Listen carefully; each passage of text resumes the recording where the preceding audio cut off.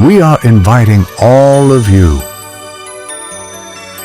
to join us in our virtual Dawn Watch meeting at 4 a.m. and Sunset Prayer Meeting at 6 p.m. daily, hosted by Reverend Dr. Alex C. Nozuelo. Let Jesus Christ change your life. Be blessed with His words of encouragement. Pabuti po ng Panginoon. Amen, amen. Meron Kristo sa buhay. Amen. Hallelujah. Thank you, Lord. Natin na pag-live sa oras ito. Aking Mula sa basahin ko po no doon sa verse 11. Kapayapaan. At si Maria naman talagang hindi maalis, nakaupo lang. Panginoon ko, Lord God, alam kong Today's Dawn Watch Prayer Meeting. Bagamat iba yung oras nila, hating gabi, sa atin ay madaling araw. Pero salamat naka-join sila. Salamat din sa ating mga tigapanguna dahil sa kanilang kapahintulutan na magamit natin ang social media. Facebook live streaming na po tayo ngayon. At salamat din at may mga iba pang platform tayo na nagagamit sa social media. May TikTok na, may YouTube na, may Spotify na rin tayo. Salamat dahil may mga taong ginagamit. At naniniwala tayo na ang bagay na paglalahad natin ang salita ng Diyos ay hindi lang para sa basa ng Perfect Church, kundi sa lahat ng taong makakadaan sa ating wall. Okay? Pero kung gusto niyo rin marinig ng mga friends niyo ay i-like and nyo rin, share nyo rin po. At naniniwala ako na pati mga kaibigan nyo ay mabibless din sila. At sa umaga pong ito, July 10, 2026, napaganda po ng mensahe ng Diyos sa atin. Lumakad tayo ng may katagumpayan sa buhay na ito. Amen. Gusto natin lagi matagumpay. Tama po ba? Paano natin ito lalakaran? At yan po ipauunawa sa atin ang ating tigapagayag ng salita ng Diyos, ang ating tigapanguna sa Prayer Faith Church Mactan Chapter. Walang iba kundi si Pastor John Williams. Is your turn? Amen. Sa mapagpalang umaga po sa ating lahat. Amen po. Amen, amen. So, sa mapagpalang umaga rin po sa ating tagapanguna, Praise God. Bishop Rose Nozuelo, ating spiritual director, Pastor Raglo, Amen. ang ating senior pastor, Pastor Tay Alex Good Nozuelo, morning na. ang ating council of servant, at mga kapastoran, Amen. mga PMEs at Praise God. church worker ng ubusan ng Prayer Faith Worldwide Ministry. Amen po. So, if you have your Bible, tayo po yung makipagbuklatan sa Book of Psalms, chapter 15, verse 1 to 5. Amen po. So, ano yung sinasabi doon? Sino kayang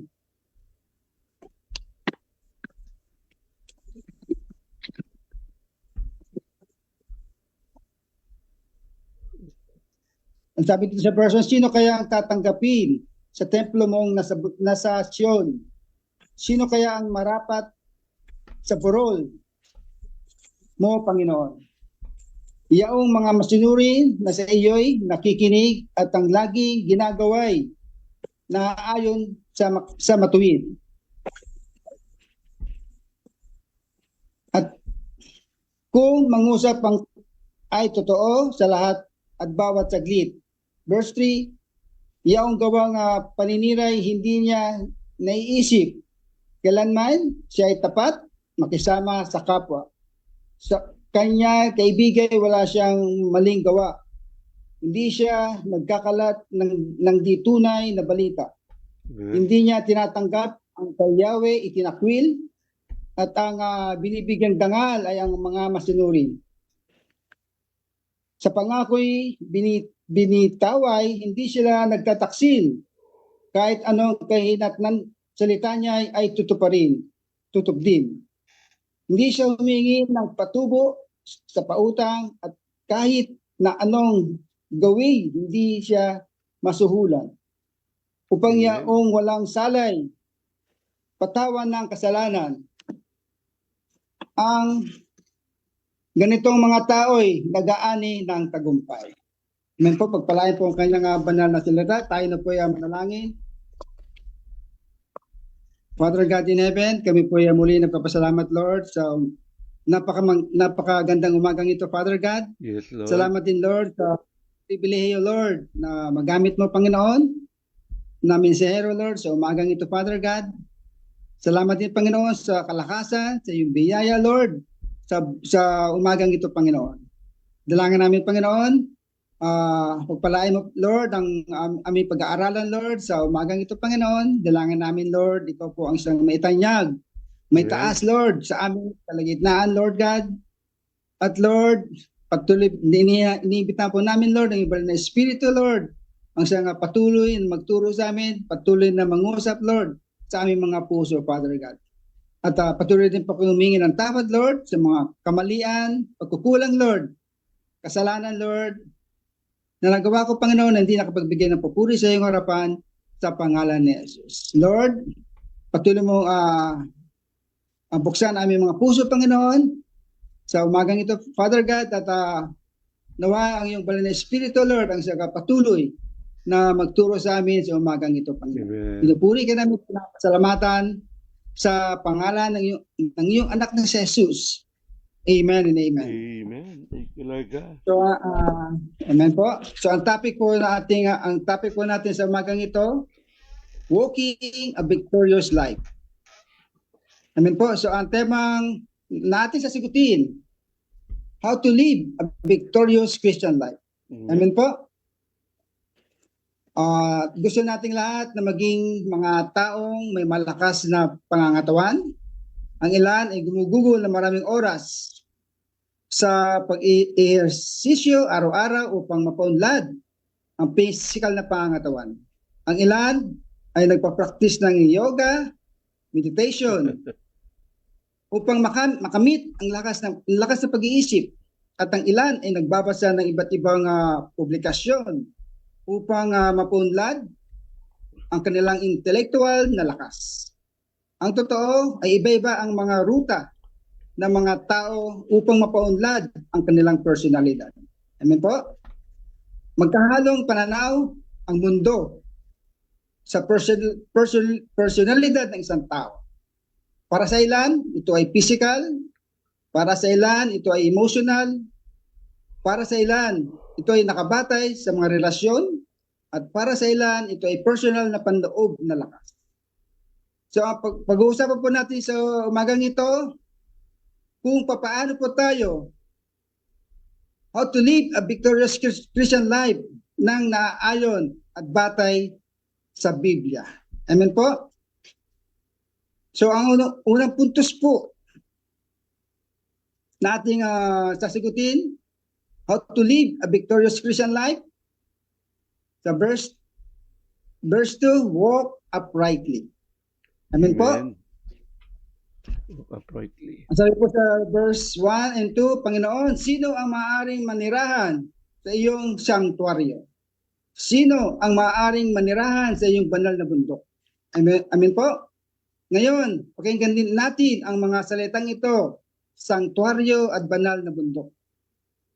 Habang naglalakbay ang mga anak ni Israel mula sa Ehipto, patungo sa lupang pangako, inutusan ng Diyos si Moises na magtayo ng isang tabernakulo.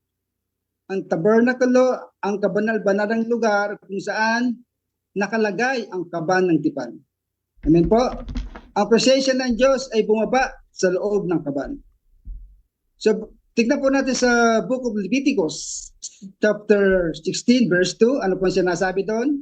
Sinabi ng Panginoon kay Moises, sabihin mo sa iyong kapatid na si Aaron na huwag siyang papasok anumang oras na gusto niya sa dakong kabanal-banalan. Sa likod ng kortina, sa harap ng takip ng handog na susunugin na nasa ibabaw ng kaban, dahil kung hindi ay mamamatay siya. Sapagkat ako'y magpapakita sa ulap sa ibabaw ng takip na mundong susunugin. So sa makatuwid, ang kaban ng tipan ay masasabing ang presensya ng Diyos. Amen po? Tuwing dilipat ang mga Israelita, dinadala nila ang kaba ng tipan. Ngayon, naninirahan na ang mga tao sa lupang pangako at si Saul ang naging unang hari ng Israel. Nakapagdigma ang mga Israelita laban sa mga Pilisteo. Amen po. Makikita po natin sa 1 Samuel chapter 4, naharap sila sa mabigat na sakuna sa digmaan, kaya dinala nila ang kaba ng tipan sa larangan ng digmaan. Sa kasamaang palad, natalo ang mga Israelita sa labanan dahil sa kanilang mga kasalanan. Amen po. Sa verse 17, ano po sabi doon? Dinalaan nila ang kaban ng Panginoon at inilagay sa kanyang lugar sa loob ng tolda na itinatayo ni David para dito. Ngayon, nakikita natin ang presensya ng Diyos at nanananahan sa isang tolda. Kaya sabi po doon sa chapter 15 verse 1, Panginoon, sino ang maaaring manirahan sa iyong santuaryo? Sino ang maaaring manirahan sa iyong banal na bundok? Nung panahon ni Haring David, ang presensya ng Diyos ay nasa tolda ng kaba ng tipan. Ngunit ngayon, hanggang ni Haring David na gumawa ng templo para sa Panginoon, ginawa ni David ang lahat ng pagsasaayos, ngunit hindi niya may tayo ang templo na siya namang itinayo ng kanyang anak na si Haring Solomon. Amen po? Nang sabihin ni David kung sino ang maaaring manirahan sa iyong santuaryo, sino ang maaaring manirahan sa iyong banal na burol, ang tinutukoy ni David ay ang presensya ng Diyos. Amen po? So, sa lumang tipan, ang presensya ng Diyos ay nananahan sa tolda at pagkatapos sa templo. Ngunit, pagdating sa bagong tipan, ang presensya ng Diyos ay nananahan po sa atin. Amen po? So, makikita po natin sa 1 Corinthians chapter 3, verse 16, ano po siya nasabi doon? Hindi ba ninyo alam na kayo mismo ay templo ng Diyos? Ang Espiritu ng Diyos ay nananahan sa gitna ninyo. Amen po? Ang tolda ay simbolo ng isang bagay na panandalian at pansamantala lamang. Ang tolda ay isang bahay na madaling ilipat. Sina Abraham, Isaac at Jacob ay naninirahan sa mga tolda. Nang sila'y tumanggap ng patnubay mula sa Diyos, ay lumipat sila. Ang presensya ng Diyos ay nagbibigay sa atin ng patnubay at direksyon sa ating buhay. Amen po? So sa ating puntos nga sa umagang ito, how to live a victorious Christian life? Walk uprightly. Amen po? Siyang lumalakad ng walang kapintasan, na gumagawa ng katuwiran, na nagsasalita ng katotohanan mula sa kanyang puso. Nais ng Diyos na tayo'y lumakad ng uprightly. Amen po? So, pakita po natin sa Psalms chapter 19 verse 13. Ano po sinasabi doon? Ilayo mo rin ang iyong lingkod sa mga kasalanang sinasadya. Huwag nawang maghari sa akin ang mga iyon. Kung magkagayoy, magiging walang sala ko at walang sala sa malaking pagsalangsang. Amen po? Kapag ititigil ko ang aking mga sinasadyang kasalanan, nagiging walang kapintasan ako sa paningin ng Diyos. Sina Job, Abraham, David, Noe at iba pa ay dapat na lumakad ng walang kapintasan. Amen po? So ano ang mga sinasadyang kasalanan? Makita po natin sa Hebrews chapter 13 verse 26. Ano po sinasabi doon? Kung sinasadya natin magkasala pagkatapos nating matanggap ang kaalaman sa katotohanan, wala nang natitirang handog para sa mga kasalanan. Amen po?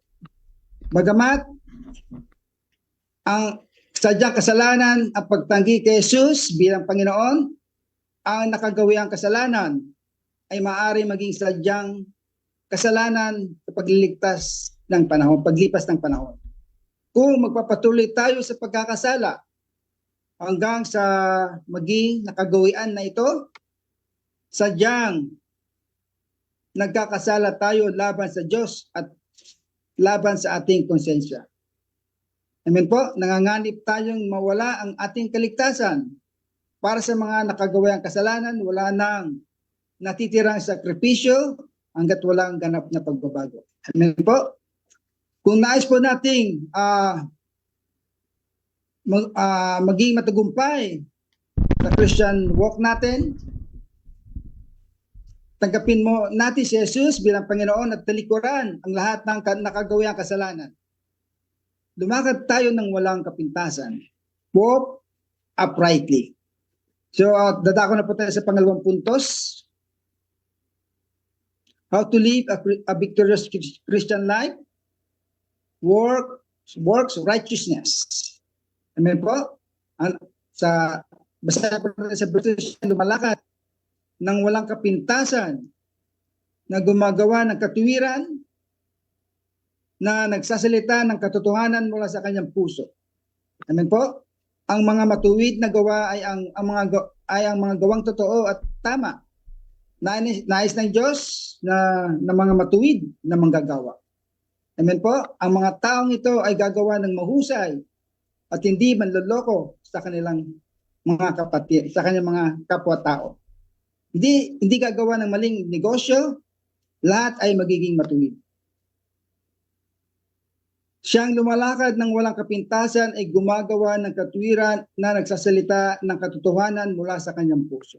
Amen po? Pagiging makakatohanan sa mga salita. Kung gusto mo ng lakas at tagumpay, dapat mong itigil ang pagsisinungaling, magsalita ng totoo, maging tapat sa iyong pananalita. Amen po? So, pansinan po natin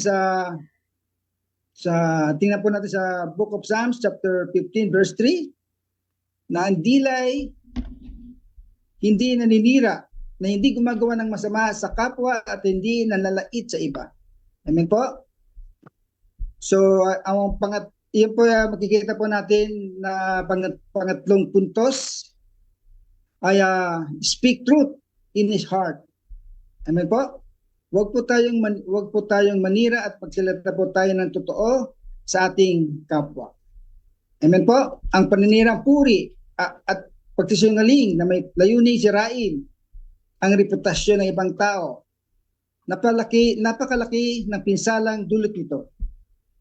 Kung magnanakaw ka ng isang bagay, maaari mo itong ibalik o bayaran. Ngunit kung sisiraan mo o sisiraan natin ang reputasyon ng isang tao, hindi mo ito mababawi pa. Amen po? Sinisira nito ang totoo. Mahilig magkwento at magkwento ang taong ito tungkol sa iba. Amen po? Wala silang pakialam kung tama o mali ang mga katotohanan. Tinatawag din itong isang chismis o pagdalo ng mga chismis. Pagdadala ng mga chismis. Buksan po natin sa 1 Timothy chapter 5 verse 13. Bukod pa riyan, nagiging tamad sila at nagpapalipat-lipat ng bahay-bahay. Hindi lamang sila nagiging tamad, kundi pati na rin mga mapaghimasok na nagsasalita ng mga walang kabuluhang bagay at nagsasalita ng mga bagay na hindi dapat. Amen po? At buksan po natin sa verse 4, na umahamak sa taong hamak, ngunit nagpaparangal sa mga natatakot sa Panginoon, na tumutupad sa sumpa kahit na ito'y masakit at hindi nagbabago ng isip. Narinig po natin sa Book of Matthew, chapter 5, verse 33. Narinig din ninyo na sinasabi ng tao noong unang panahon, huwag mong sirain ang iyong sumpa. Kung hindi, tuparin mo sa Panginoon ang iyong mga panata. Amen po. So napaka-importante po na dapat na ating mga sinasabi ay dapat nating tuparin. Amen. Sinabi ng Biblia na ating oo ay dapat oo at hindi ay dapat hindi. Hindi tayo dapat manumpa sa isa't isa. Ngunit pantao na tayo ay nanunumpa sa harap ng Diyos. Magbigay ng isang halimbawa. Amen po? So, ano po nangyari dun sa book of Judge, chapter 11, chapter 29, verse 29. Ito po ay sa buhay po ni Jephthah. Amen po? Maghira po sa Judge, chapter 11, verse 29 to 40. Ano po na ating makikita doon ng kwento ni Jephthah bago pinangunahan ang mga Israelita sa pagkikipaglaban sa mga Amonita. Si Jephthah ay gumawa ng padalos-dalos na panata at naibibigay niya sa Panginoon ang sabi niya, ang sino mang unang lalabas upang salubungin siya kung siya ay uuwi bilang mananalo. So anong nangyari po, nagtagumpay po si Jephthah sa kanyang mga kaaway. So nangako po siya sa ating Panginoon na ang sabi niya, nabigyan siya ng Panginoon ng tagumpay. Nagtagumpay nga siya sa kanyang laban. So ano ang sabi niya sa ating Panginoon? Nang bigyan siya ng Panginoon tagumpay, ang unang lalabas upang salubungin siya ay aking ihandog sa Panginoon. So ano po nangyari? Nung katapos niya sa laban, at naalala ni Jephthah ang kanyang panata at inialay siya sa Panginoon. Ang una pong lumabas ay ang kanyang anak na babae. So wala na po sa magawa. Ano po nangyari? Yun po inihandog niya sa ating Panginoon ang kanyang anak na babae. Amen po? Kaya dapat po tupurin natin ang ating sinumpaan sa Panginoon kahit ito po ay masakit. So dapat sa verse na ito, sa chapter 5, makikita po natin ang godly influence. Amen po, ang isang taong may malakas na at matagumpay na Christian, victorious Christian life. Ito po ating pang-apat na puntos. Dapat po tayo ay may godly influence. Amen po. Ang isang taong may matagumpay na Christian life ay may control sa kanyang impluwensya. Amen po. At ang parangalan ang bayan ng Diyos. So buksan po natin sa chapter 15 verse 4 na mahamak sa taong hamak ngunit nagpaparangal sa mga natatakot sa Panginoon na tumutupad sa sumpa kahit na ito'y masakit at hindi nagpabago-bago ng isip. Magmahalan kayo ng may pagmamahalan at parangalan ninyo ang isa't isa ng higit sa inyong sarili. Parangalan ang bayan ng Diyos, parangalan ang mga lingkod ng Diyos. Mangyayari lamang ito kung mabitawan natin ang ating mga kasalanan at mga kapalaluan. Amen po. So makita rin po natin sa verse na ito yung money management. Amen po, ang isang taong may matatag na personalidad ay marunong mag-manage ng pera. Sa verse 5 po, na nagpapautang ng pera sa mahihirap ng walang tubo, na hindi tumatanggap ng suhol laban sa walang sala. Ang sino mang gumagawa ng mga bagay na ito ay hindi kailanman matitinag. Amen po? Tayo po ay magpahiram ng pera na walang interest. Amen po? Hindi ito tinutukoy ang paglalagay ng pera sa bangko. Sa panahon ngayon, lahat ay may bank account at ang ating mga sweldo ay dinideposito sa bangko. Gusto mo man o hindi, simpleng interest lang ang dinadagdag sa inyong account. Hindi rin tayo tumututol sa paglalagay ng pera sa mga deposito or bonds kung saan mas malaki ang kita. Amen po? Kapag nagpapautang tayo ng pera sa iba, huwag mong gawin ito para sa interest. Amen po? At huwag tumanggap ng suhol, magbayad ng inyong mga ikapo. Napakalaga ng pagbibigay ng ikapo. Amen po? Para sa isang anak ng Diyos. Ang ikasampung bahagi ng ating kita, ang ating ikapo. Magbayad ng ating ikapo sa simbahan na iyong dinadaluhan. Sinasabi ng Biblia na kung hindi ka magbibigay ng ikapo, ninanakawan natin ng Diyos. Amen po? Ang ikapo ay naaangkop sa lahat ng mga nagtatrabaho, mga hindi nagtatrabaho, mga nasa ministeryo, mga nasa negosyo at mga estudyante. Amen po? At kailangan nating magbigay ng ating ikapo mula sa perang na natanggap natin sa ating buwanang sweldo. So, sa ating po na pag-aralan sa umagang ito, how to live a victorious Christian life. Ang unang puntos po ay walks uprightly. At pangalawang puntos, works righteousness. At ating pangatlong puntos, speak the truth in his heart. At pang-apat, godly influence. At ang panglima, money management. Amen po, sa Diyos po ang papuri. Tayo na po ay manalangin. Father in heaven, kami po ay nagpupuri ng kapasalamat, Lord, sa mga salita mo na aming napag-aralan, Lord, sa umagang ito, Lord God. Dalangan namin, Panginoon, na ito ay may isa pamuhay namin, Panginoon, sa aming buhay, Lord God, na kami lumakad ng uprightly, Lord God, na kami maging work in righteousness, Lord God, speak the truth in our heart, at magkaroon kami ng godly influence, Lord God, at gayon din sa aming money management, Panginoon. Pinupuri ka namin at pinapasalamatan, Lord, sa umagang ito. Sa iyo po pinakamatas na papuri, pasalamat pagsamba sa pangalan ni Jesus.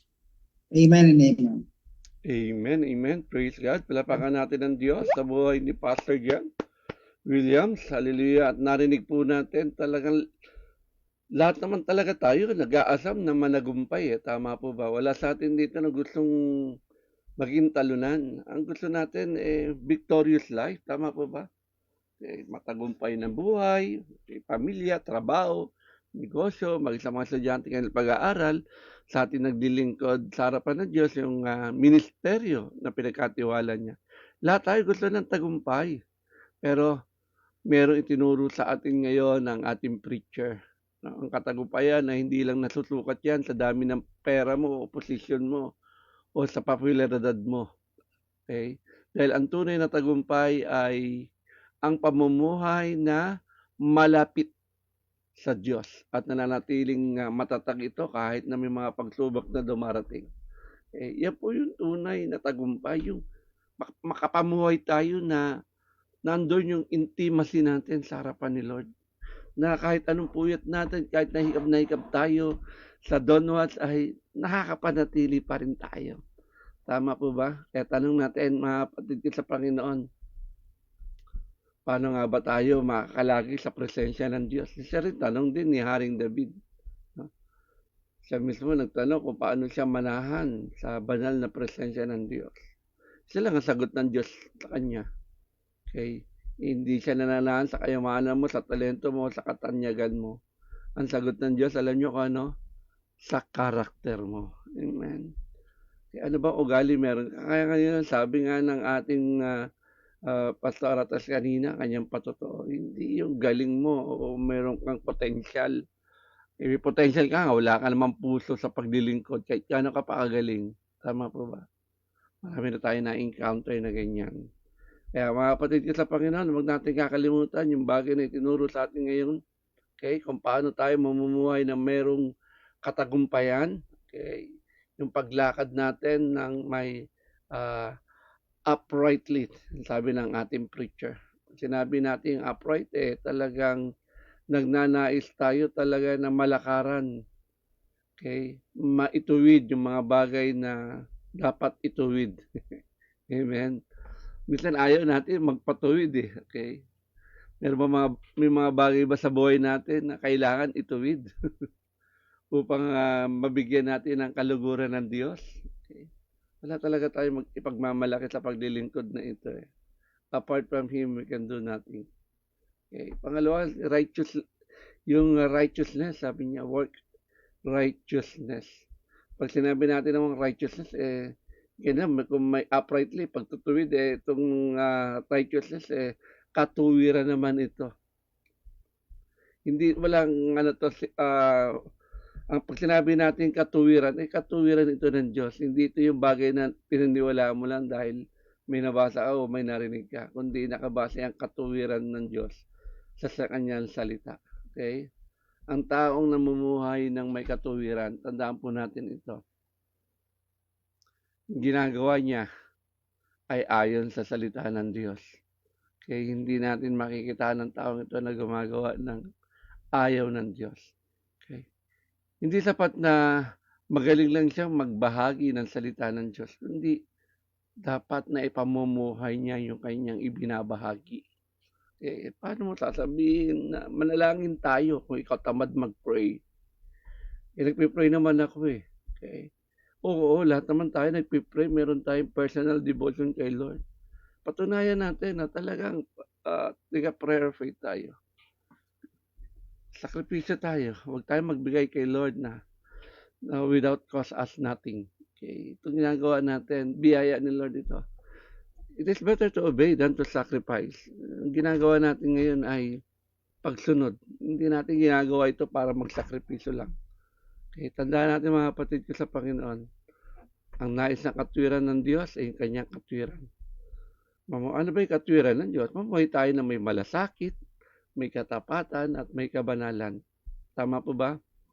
Tandaan natin, ang bawat mabubuting gawa, nagbibigay ito ng kaluwalhatian sa Diyos. Gumawa ka ng mali, ako, malulungkot si God. Amen? Kaya mga kapatid ko sa Panginoon, hindi man mapansin ng tao ang ginagawa nating kabutihan, huwag kang mag-alala. Nakikita yan ng Diyos. At ang maganda pa, hindi niya lilimutin yung ginagawa nating sumunod sa kanyang katuwiran. Katwiran ba ni Lord na tayo manalangin sa ganitong oras? O sinabi lang ito ng tao sa atin? Utos ba ng tao ang manalangin?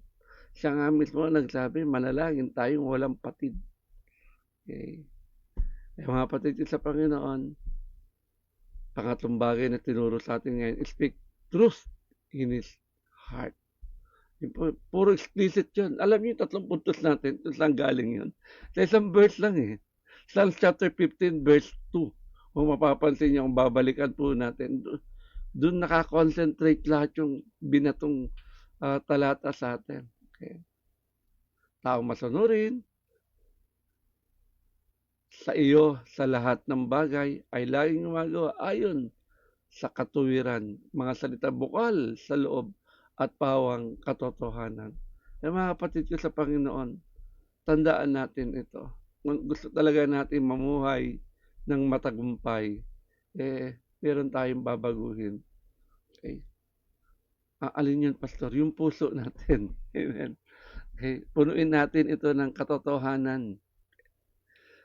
Sabi nga, out of the abundance of the heart, the mouth speaketh. Kung puno ng katotohanan na ang puso na yan ay ang bubukal sa iyong bibig ay katotohanan din.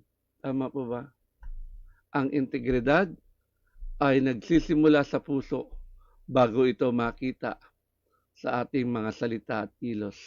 Sa puso muna. Okay? Lumakad tayo ng may integrity. Lagi sinasabi sa atin, guard your heart. Pantayan mo puso mo.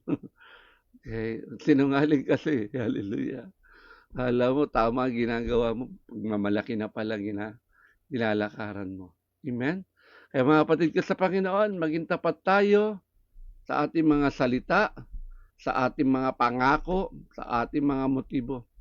Iwasan na natin ang kasinungalingan. Sabi nga ng preacher natin, mga chismis na yan. Amen? Mga paninirang puri. Okay? Minsan, yung paninirang puri, kala nila yung pagtatama mo ay paninirang puri. Hindi po. Okay? Pag nagtatama tayo, yung sinasabi lang ng Biblia, hindi paninirang puri yun. Tama po ba? Dalawa lang talaga nilikha ng Diyos. Babae at lalaki. Adan at Eva.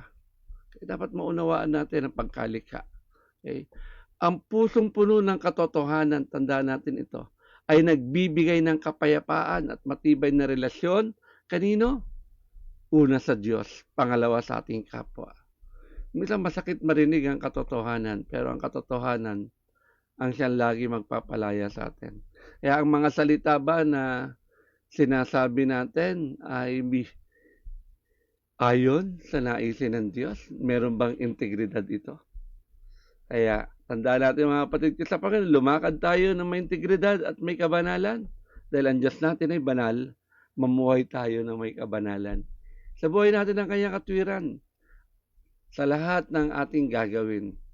At siyempre magkaroon tayo ng pusong tapat at nagsasalita ng katotohanan. Kaya sa oras na ito, pangawakan natin na ang Diyos ang sasama at magbibigay sa atin ng kakayahan. Maganap natin ang kanyang kalooban. Muli, palapakan natin ang ating tagapagahayag ng salita ng Diyos na turuan tayo kung paano tayo managumpay bilang mga mananampalataya. Binabalik ko na po sa ating MC ang gawain. Thank you for watching. Celebrate with us at Shabbat Shalom every first Friday of the month at 5:30 in the afternoon, and monthly pastors gathering every third Friday of the month at 5:30 in the afternoon. Join us at Zoom. Watch our videos via YouTube, Facebook, and Spotify. Thank you, and God bless.